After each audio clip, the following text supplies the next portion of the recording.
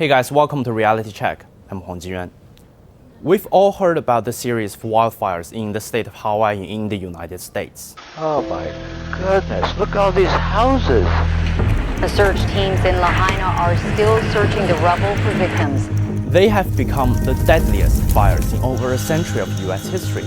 Up until now, they've killed over 100. I'd say it's going to take years to rebuild and to come back to. Surrounded by the waters of the Pacific Ocean, wildfires were once rare on the Hawaiian Islands, but in recent decades, they've become more common and extreme. Why? According to the Hawaii Wildfire Management Organization, about 0.5% of Hawaii's total land area burns each year. That's equal to or greater than the proportion burned in any other US state. So yes, Hawaii has a wildfire problem.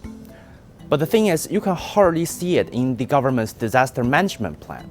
The state released a document in 2022. It ranked the disasters most likely to threaten the residents of Hawaii, while other hazards such as tsunami, hurricane, and cyber threat featured prominently. The risk of wildfires to residents was labeled low. Also, if you go on the official website, information about what to do in case of other hazards is available with clear, bullet point recommendations. No similar advice is provided for wildfires.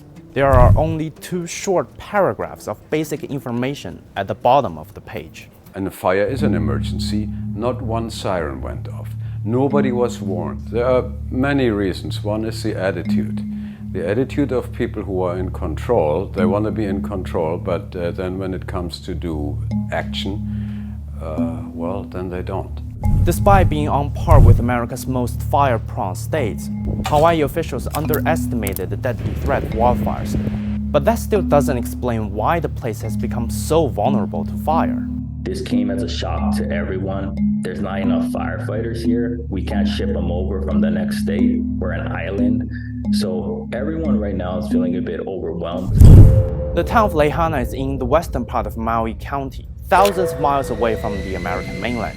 While multiple factors contributed to the recent fire, some locals have pointed to the vast expanses of non-native grasslands in Hawaii, which are extremely flammable. Have you seen a change in like the grasses around Lahaina? I've been reading a lot about invasive grass species that are not something that we're normally seen in that part of Maui, and yet that was fuel for this fire. Absolutely. In ancient Hawaii, or prior to kingdom, Lahaina was known for being the breadbasket of the Pacific. We were known for our breadfruit groves. It's called malu'ulu olele. And then when sugar plantations came in, obviously they took the water for their own personal use. But since the closure of sugar, a lot of these lands have turned into an arid desert. And that's because of poor land management. And that's our reality. So how did this invasive grass arrive in Hawaii in the first place? Back in the 1800s, colonial ranchers brought non-native plants to the region to feed their cattle. These species were native to Africa, continued to spread in Hawaii throughout the 20th century, and eventually transformed the land into a giant tinderbox. Nowadays, almost a quarter of Hawaii's land consists of these invasive shrubs. In today's era of global warming, the flammability of the shrubs means once a fire is ignited, it can spread more easily. To make matters worse, the grasses were not the only colonial landscape changes. Especially in Maui, another natural resource is in danger: water. When the August blaze tore through the communities, firefighters did not have enough water to tackle the fire. There's been a great deal of water conflict on Maui for many years. It's important that we're honest about this. People have been fighting against the release of water to fight fires. I'll leave that to you to explore. The rights to use water have been a point of contention since the colonial days.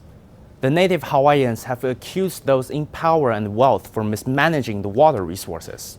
After the capital moved to Honolulu in 1845, sugar plantations sprouted around Lahaina and diverted water from the underground stream on the mountainside into their fields. The freshwater pond that was Mokuhinia shrank into a marsh and became stagnant. The sugar plantation guys back in the day, they were just trying to do their civil thing by, let's get rid of these mosquitoes. And so they brought dirt in, they filled it all in. The water conflict carried on even after the closure of colonial plantations and after tourism became a dominant industry. The locals said big corporations, golf courses, and hotels have been taking water away from them for years. But the reality is they extract our resources and send it to the hotels and the pools and the gentleman real estate and the million-dollar homes.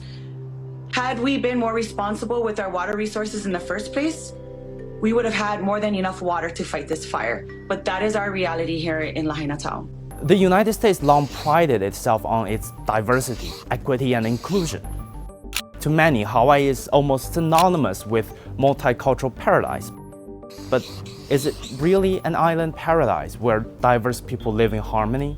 Or is the entire multicultural paradise ideal simply a disguise for unequal access to resources, wealth, and power?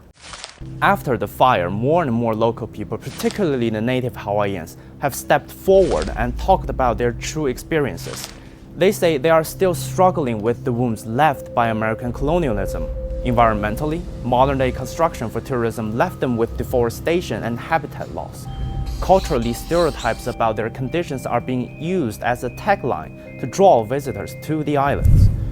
While the coasts are saturated with hotels and resorts, indigenous residents of the islands are becoming homeless, making up over half of the state's homeless population.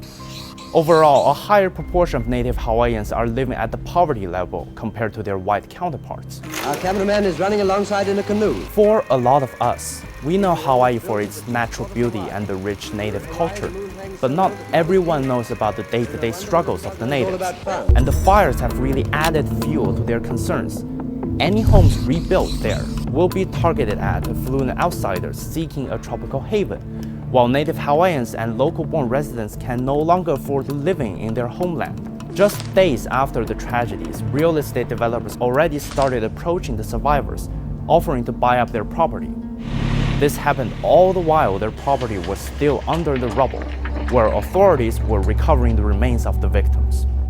This is like history repeating itself. Forces from elsewhere come in, take advantage of what's here, then leave the natives to suffer the consequences and clean up the mess. It's important that we start to gather these stories of these different places and we begin to tell them the correct way. Because at the end of the day, when we put our heads down to sleep, we have to ask ourselves, did we honor our kupuna today? That is how we honor our kupuna.